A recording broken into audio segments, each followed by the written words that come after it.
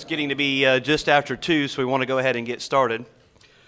Momentarily, I'll introduce Sheriff Deloach, who will be conducting this the press briefing. But before I do, I think it's very important that we recognize that this was certainly an operation that took multiple agencies to pull together.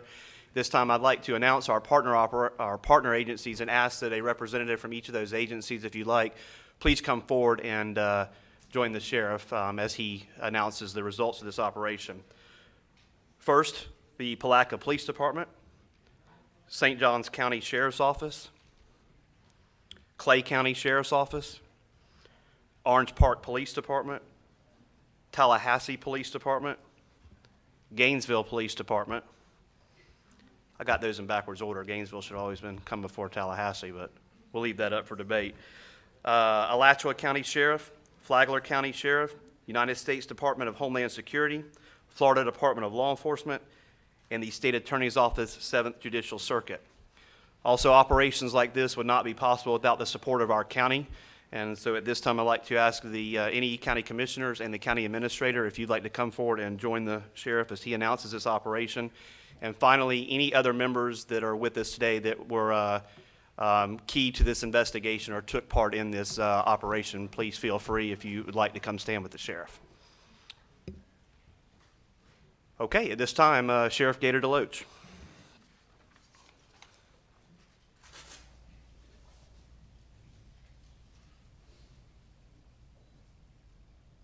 Good afternoon. Just to echo what Colonel Wells said, I want to take an opportunity to thank not only our partner agencies, but also our county commissioners. Commissioner Goddard, if you would, please join us up at the podium here.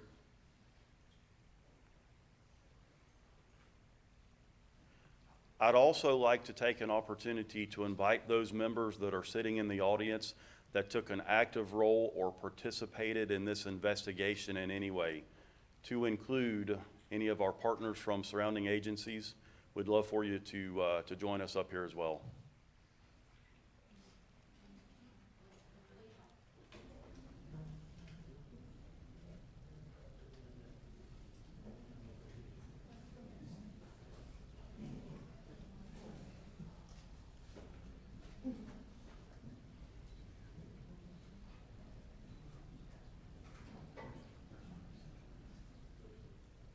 Come up here, Teresa. Oh, you're going front and center. Come up here.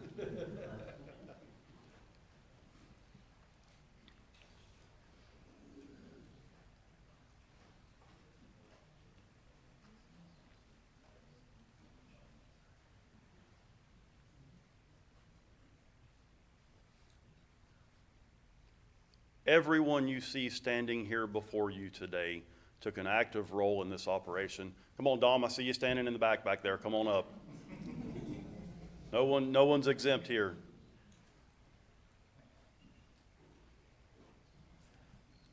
As I was saying, everyone standing with me here behind the podium took an active role in this investigation. But there's one unsung hero here who approached me 6 to 8 months ago with what I thought at the time was a harebrained idea to conduct an operation of such magnitude in Putnam County. And while I admit I was extremely excited about it, I also approached the operation with much trepidation because I knew all the time, effort, and planning that would have to go into this type of operation. You can see behind you there is a multitude of people gathered behind me, and had it not been for all of these hands working together, this operation would have never came together the way that it did. I'm pleased to announce that today marks the completion of Operation Be Mine. This operation was an undercover operation targeting adults who prey upon children using social media and other forms of online communication. During this operation, which began in early February, 14 adult men either traveled with the intent to have sex with a minor or solicited a minor over the internet for sexual performance. These men range in age from 18 to 63 years old and traveled from as far north as Madison, Florida, and as far south as Orlando, Florida. During this operation, many of the suspects traveled to an undisclosed location, hoping to have sex with a minor between the ages of 11 and 14 years old. Instead, they were abruptly met at the door by members of the Putnam County Sheriff's Office SWAT team, who abruptly ended what they had hoped would be a pleasurable evening for them. Of the 14 suspects arrested, only one was from Putnam County.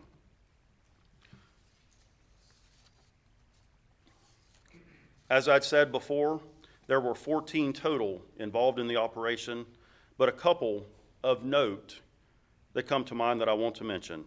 The first of which is Gary Sims, who is an inmate in a Florida Department of Corrections facility, South Bay Corrections facility in southern Florida, who was able to obtain a cell phone and transmit messages, including photographs of his genitalia, to an undercover detective.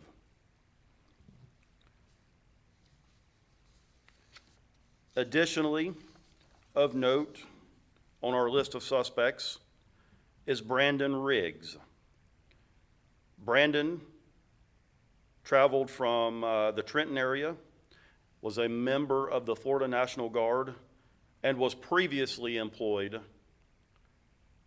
by the Florida Department of Corrections.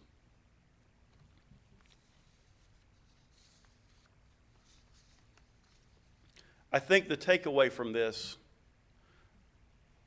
is that we all need to go home and remind ourselves as parents to always ensure that our children are being safe whenever they're on the internet.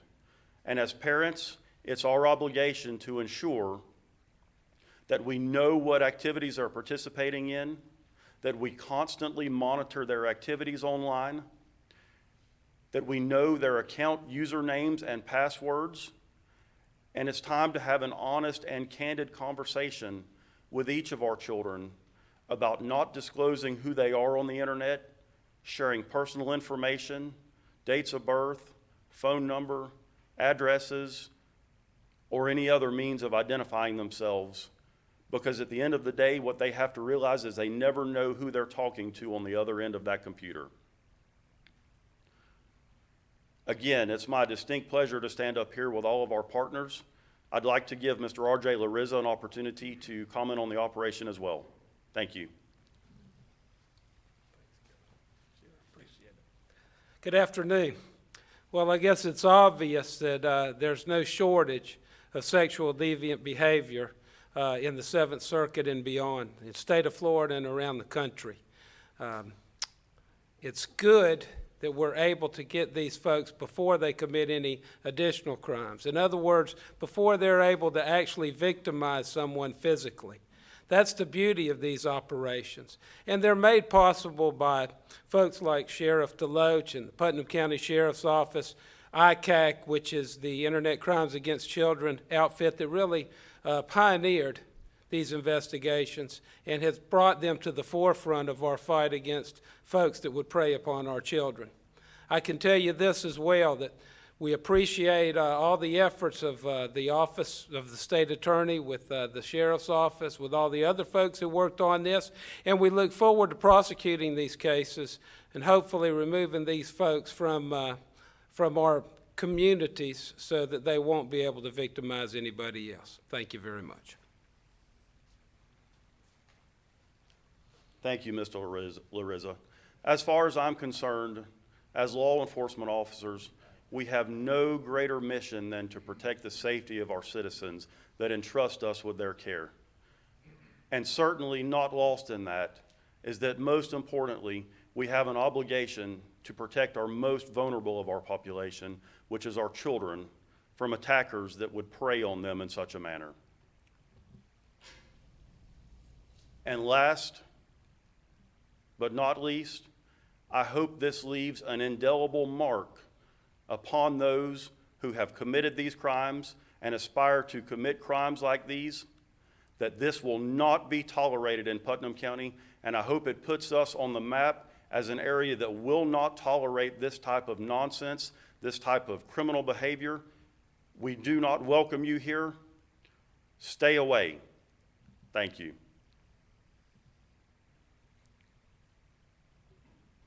Any questions?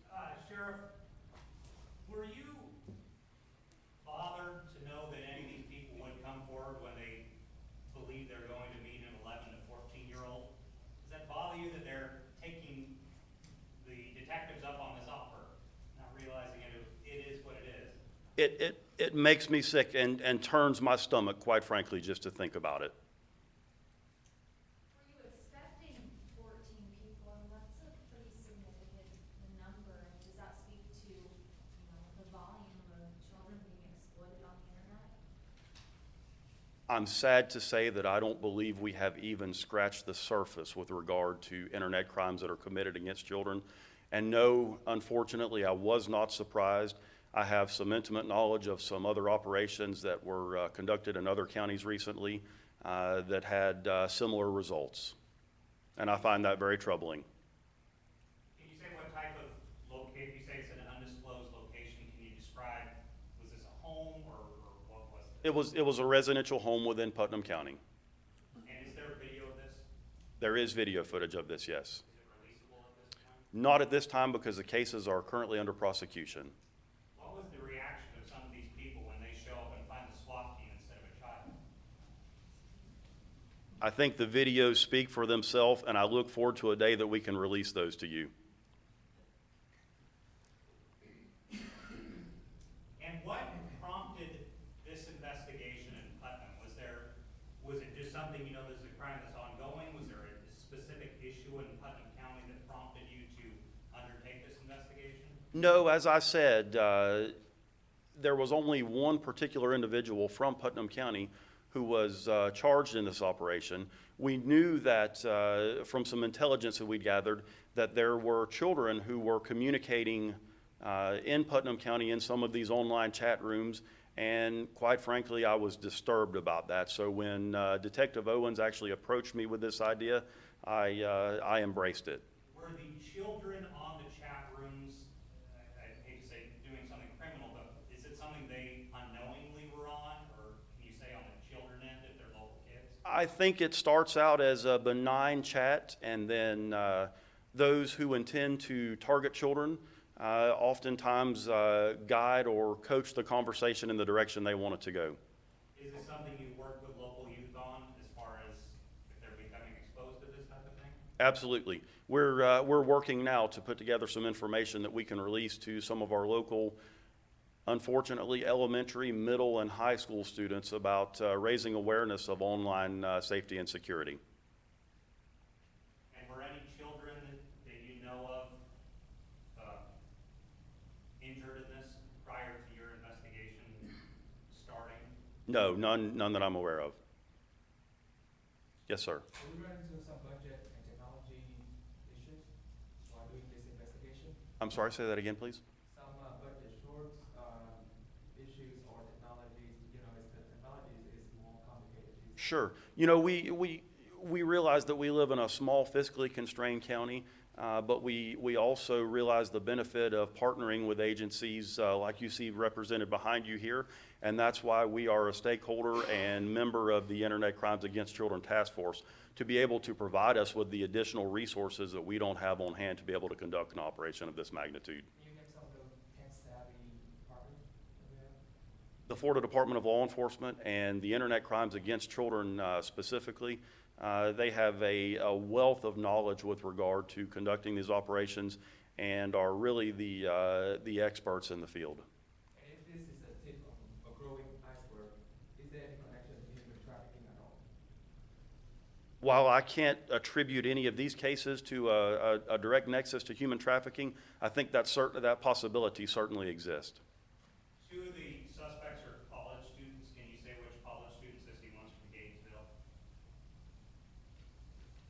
If you have that available. I don't have that information readily available. We can certainly provide it to you, though. Did any of these suspects try to mask their age? Did they act like they were younger kids themselves, or did they just come straight out and tell the detectives? Well, I think the majority of them tried to not only mask their age, but also their identity. So they were trying to trick these kids, some of them were, into thinking they were meeting someone their same age possibly. Possibly, yes. Any additional questions? Our Putnam County one, he's 18 years old and listed as a student. Is he college or is he public school? And what public school does he attend? He is a public school student, and I believe he attends Interlochen High School.